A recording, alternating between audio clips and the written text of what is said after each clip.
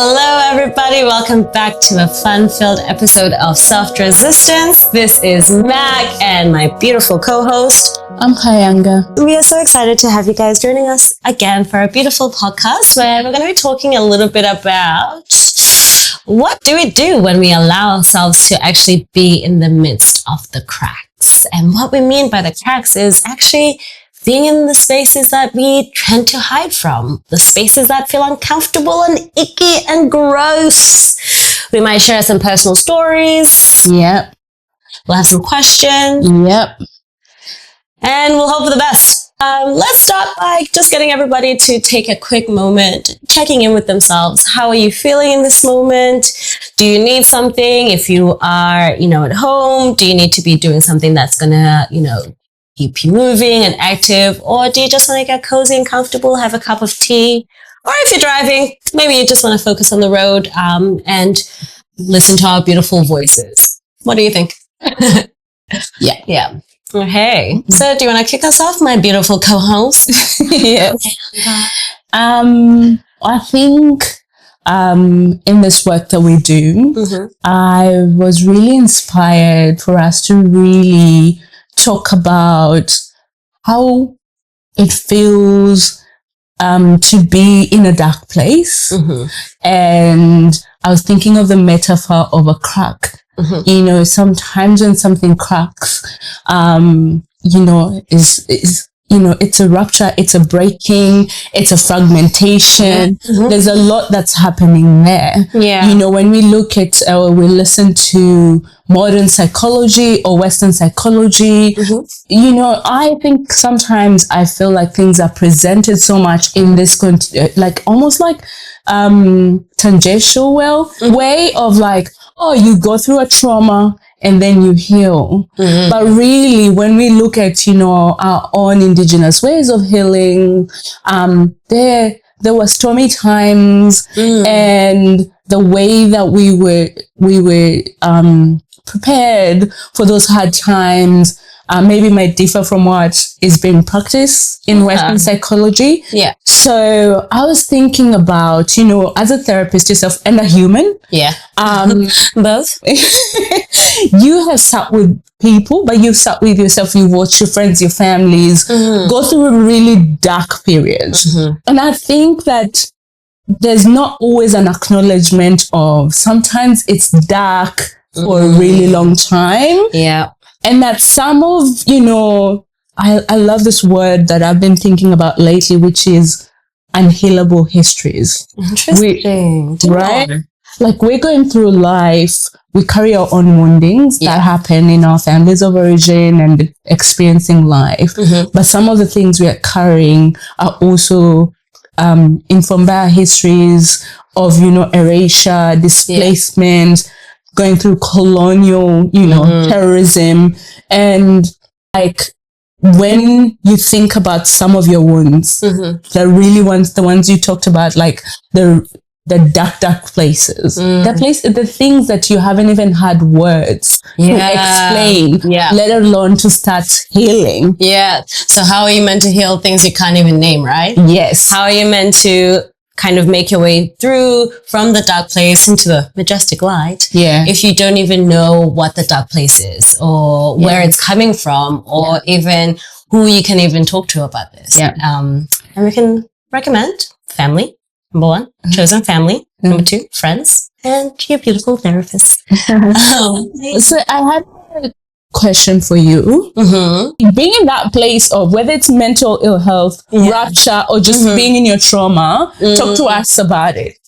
Well, I think for me, the main thing that comes to mind was just after COVID. So COVID started, everybody had to be locked down. And for a moment, I experienced this overwhelming anxiety. And I didn't know at the time because I had never really been in my body enough to experience and to even name like, oh, this is anxiety. Okay. And this is now what, like 6-7 years ago, right? It's happening. And for me at that time, it actually felt kind of like a cage.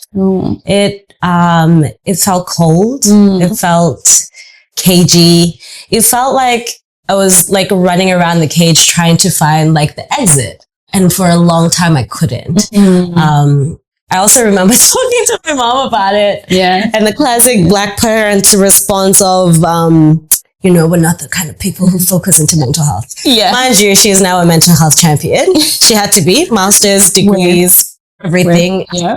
My life dedication. I'm her life dedication. Yeah. But yeah, I remember like that being one of the first, I think, dark times where I could be like, oh, I don't know where this is coming from. Because it felt bigger than COVID and yet deeper. It was maybe triggered by all of us going into the pandemic, being disconnected from the family, location wise.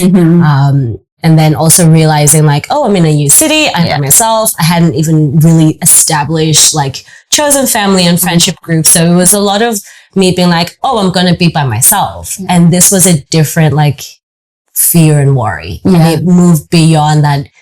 Oh, it's COVID. People are going to die and it's unwell and we don't know what's going to happen to me, being like, I'm in this cage and I need to get out and I don't know how to get out and I don't know how I got in here or when I got in here. I think the thing that always stands out to me when I hear about people who have been in relationships where somebody else has chosen to, breach and break that trust or harm them in one way or another, it's the like the quote of like, you chose to love someone who chose to hurt you. Yeah. And so it's like, how do you make sense of the fact that like, this was a choice of like, I want to love you. And they took that love and contorted it to something different. You actually have hit on something that I struggled a lot with. That dynamic, the self-blame. Yeah. And also that feeling of just reeling from the experience because it changes, rearranges your whole world, but also like the rage, the loss, the grief being channeled towards yourself, towards the experience, and it's painful. It's painful, and sitting in that space, of course, for a while, it didn't feel like there was a way out. Yeah. And even after I'd established a sense of safety and all that, I think for a long time, there was a struggle of accepting that I was actually experienced this experience. Yeah. Just accepting. Yeah. And there's the irrationalization and sometimes, but also I think what nobody prepared for me, honestly, is how when you lose joy from this really awful experience, how hard it is to recapture it. Yes. And I think this is not where we're going at all, but from what you're saying, I think it goes into a little bit of that burnout. Yeah. Because you spend so much time, trying to understand where the crack formed, how it formed. Yeah. You're trying to find all the quick fixes that are going to help. They say meditate. So you start meditating, you start journaling, and all those things work. But because we're looking for such a quick fix, we end up being in these spaces of rage and resentment and despair and exhaustion, like pure exhaustion, because we can't really fathom how we got here. Yeah. And that echoes a little bit of like, I then spent years trying to like uncover and explore like where this anxiety emerged from, like why I was anxious, why my siblings seemed to be able to manage stress and this and the other. Yeah. And I think I burnt myself out in trying to fix myself or in trying to find the quick strategies that would actually help me. Yeah. And surprise, surprise, there's no quick fix. You're so right. Like, and you bring out something that is so sacred in saying sometimes there are no quick fixes. I think most of the time there's no quick fixes. I think 90% of the time you will learn that the fix ain't quick. Yeah. And it's like, I've sat in spaces where I'm actually tired. Yeah. And I don't want to deal with this anymore. No, because it goes deeper than what the symptom is. Like, the symptoms are, I'm having an anxiety attack. I am ruminating, or I am, having a hard time like shifting perspectives or not thinking about those situations or replaying events back in your mind. And you'll work yourself to a tizzy because you want to be able to identify like, what is it that triggers me to go into that space? Yeah. What is it that's keeping me in that space? Can I avoid it? Can I avoid it? Like, the trauma is love, but do not step on the trauma. Like, the darkness is heavy. Q&A. Start. What is the danger of running to heal like a history or an experience that are resistant to healing? I think this is such a powerful question. Personally, I guess for me, kind of going back on the story of anxiety, the danger of me at that time trying to find a quick fix actually meant that I hurt myself more emotionally. There was a lot of self-blame. There was a lot of shame. Yeah. There were times where I started actually questioning, like, what is my purpose? Am I actually called to be in counseling and mental health if I myself can't even manage my own mental health? Yeah. And, you know, I feel like in trying to find the quick solutions, I actually exacerbated the story, the healing, the trauma. Yes. Instead of actually just allowing myself to be in that space of vulnerability and fragility and curious about what is going on rather than being like, oh, this is happening. Let me quickly go and find this, go and find that. Let me go and talk to these people. Let me, you know, I did everything to kind of either A, try and break out of the cage or B, try and like justify myself being in the cage, if that makes sense. And that was a little bit of that self-blame because I'm like, well, maybe I'm anxious because I actually haven't been intentional about, you know, moving. Yeah. Maybe I was anxious because I hadn't prayed enough about this new space that I was in. It was maybe this, maybe that, maybe that. And the more I used those maybe questions, the more I started to believe in some of those things. And I think that then allowed things like insecurity to take hold in my life unintentionally and undesiredly. Yeah. It also meant I kind of lost myself and who I could have been sooner. Not saying that there's an issue in taking a longer time to get to the journey. Yeah. And I think it also meant that I exposed myself to some really unhelpful ways of trying to manage anxiety. Okay. And anxiety is one of those things where once I allowed myself to fully get a diagnosis, it was, hey, you've actually been dealing with generalized anxiety for most of your life, but this is the first time something as big as like a worldwide pandemic has really forced me to look at it. Okay. And I say when it forced me to look at it, it was there are normal anxieties in life that, you know, you get worried about your position in your friendship groups, you get worried about your position at work, in society, being a black person, navigating the world. Yeah. But then I think for me, I experienced this next step further where it was like my whole world is crushing down because I can't go and see my family or I don't have community. Yeah. And it was this sense of like impending doom. And at the same time, it was, how can I be so selfish about like, I can't see my family and friends when people in the world were dying. Yeah. So there was again, that shame of like, here you are crying about something as minuscule as having a home and privilege. And access to talking to your family via phone, but at the same time, it's still like stuck. Help.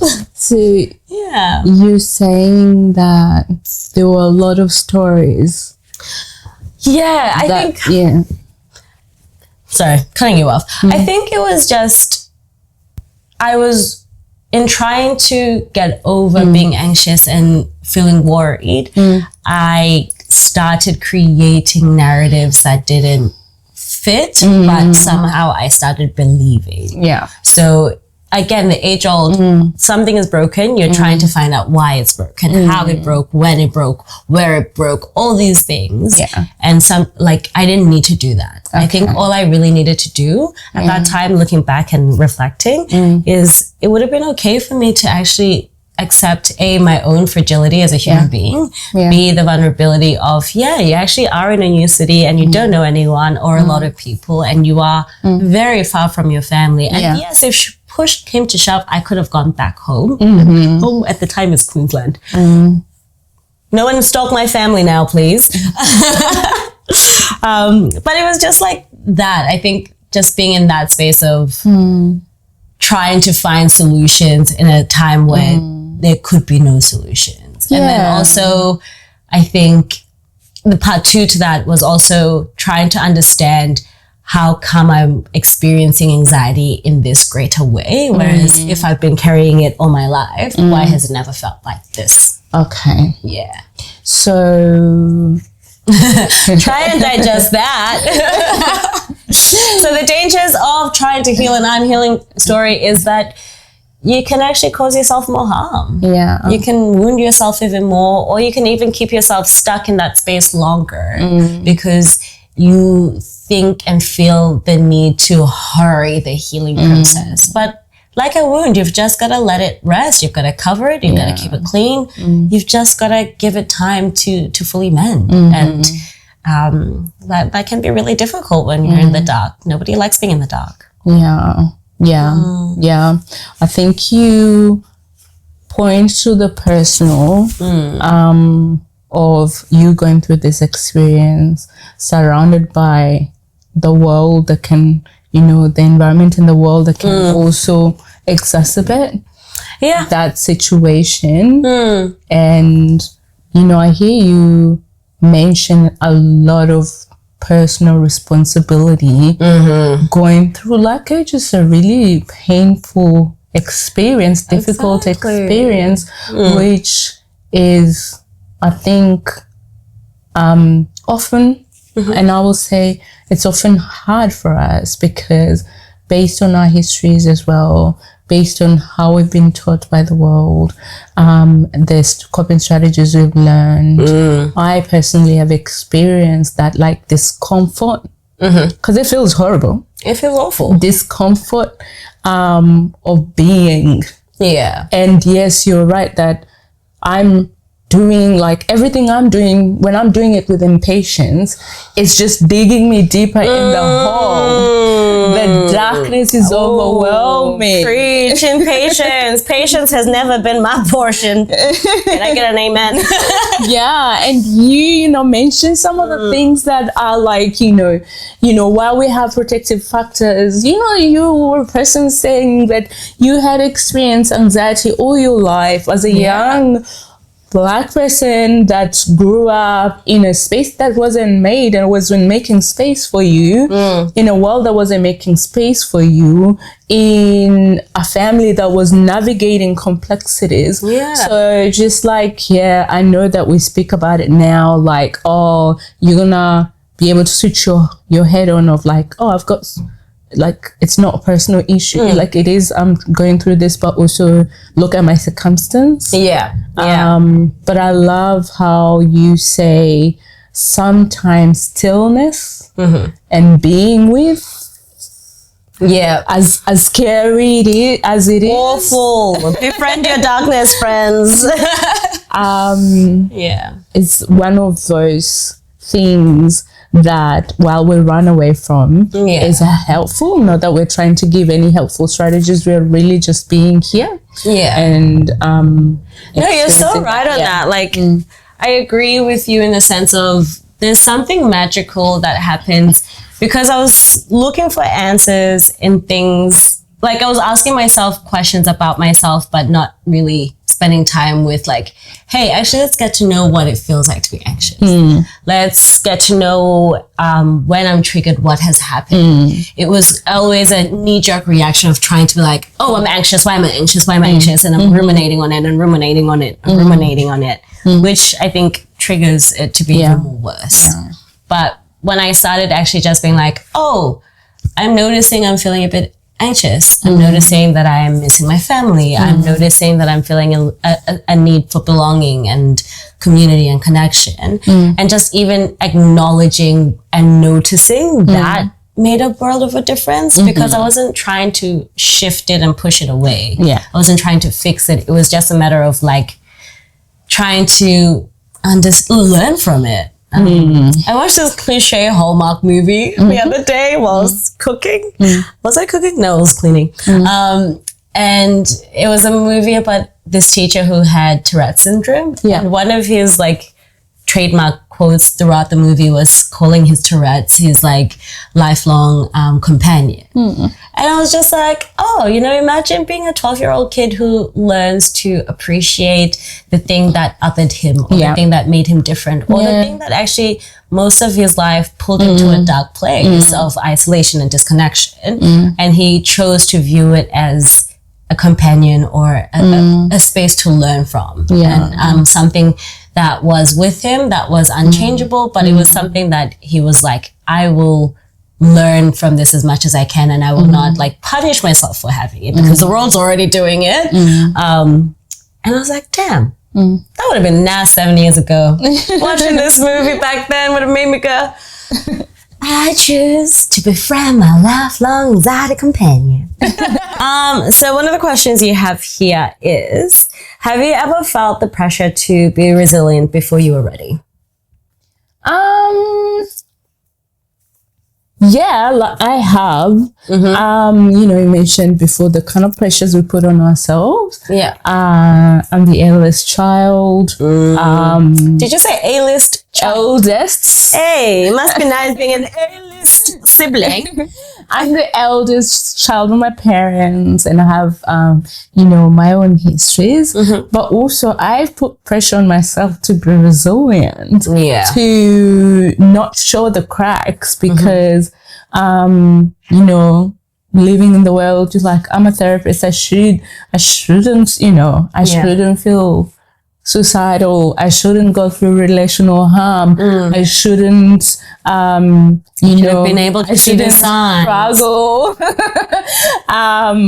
But also, like, when I've been in it, because of the kind of therapy things that we have, the kind of therapeutic modalities we see out here, I felt a pressure to, you know, go through that. They always just say, you know, trauma and then therapy, then healing. And I was looking to my therapist. I'm like, I'm trying all the skills you're telling me, and I'm trying to sit with my, you know, inner child and all the wounded parts. Why does it hurt so much? And I give credit to her because she's decolonial and works from that perspective. And, you know, it was just a reminder, you know, what are my indigenous way of healing? How did we believe to heal ourselves? And our indigenous systems are cyclical. And knowing that, I know sometimes I'm just going to keep coming back.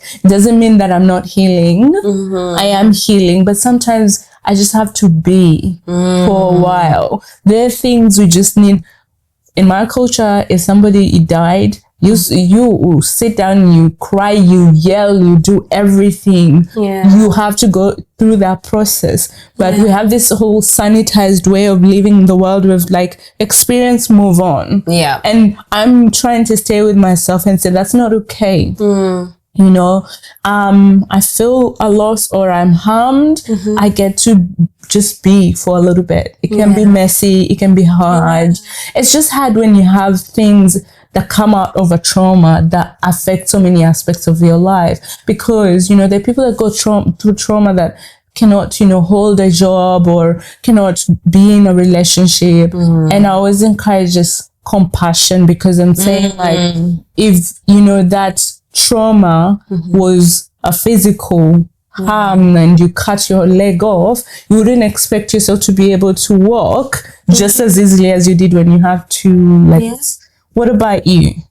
No, I think what you touched on is so powerful. Like, there's sometimes this pressure to heal the invisible wounds because unfortunately you're the only one who's getting to feel and experience and you're carrying it. Everybody else gets to see the version of you that is outside, that is the the psychotherapist, that is you, that is the partner, the friend, all of these versions of you. They get to see that, but rarely do they actually get to see the invisible scars that you're carrying and the wounds that you're carrying. Yeah. That's heavy. Yeah. That's so heavy. Yeah. And something as simple but as hard as self-compassion actually does go a long way. So Yes. I totally echo and agree with you. I think for me, it was,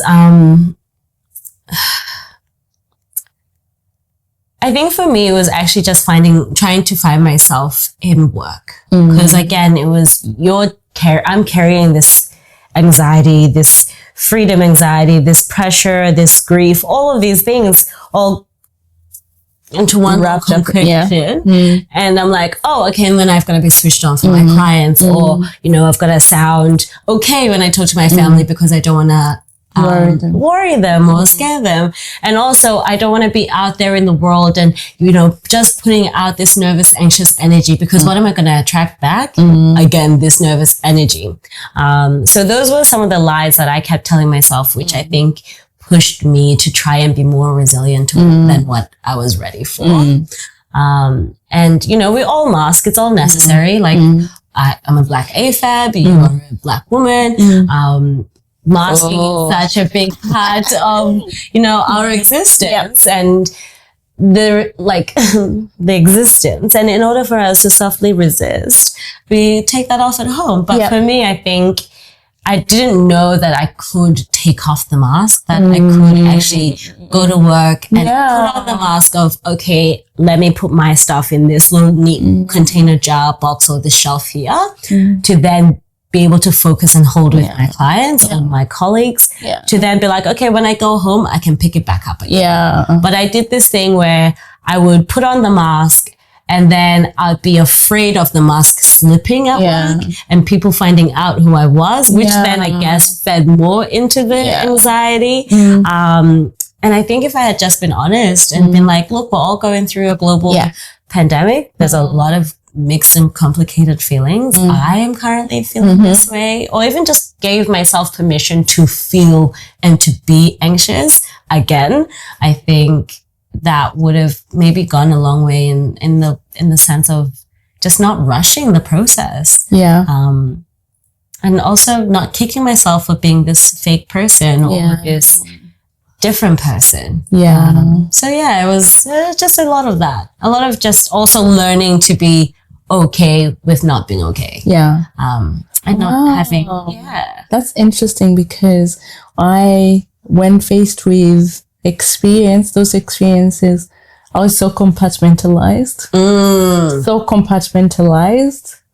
In the sense of like, it was sort of like I was cut off, like I was functioning, and everyone's like, oh, well, I didn't know you were going through this for almost a year. And I guess for me, what was that like? Sorry.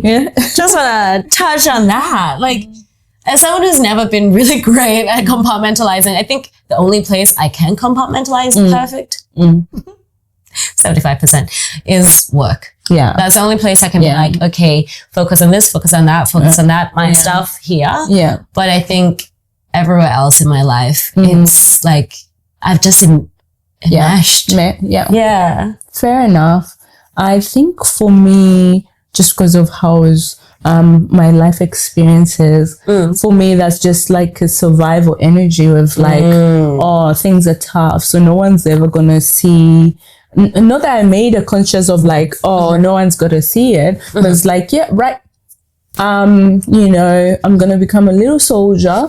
I'm gonna keep going about life. I'm gonna show up. I'm gonna do this, and you're gonna see me dancing and not know that I'm actually going through the toughest experience of my life. And I'm gonna go out and I'm gonna do this and all that. But like, when was it tough times? It was in the night time when I'm like a hermit. I'm reckoning with this really difficult experience, and I think I had to go through so much work in therapy to now shed that survival.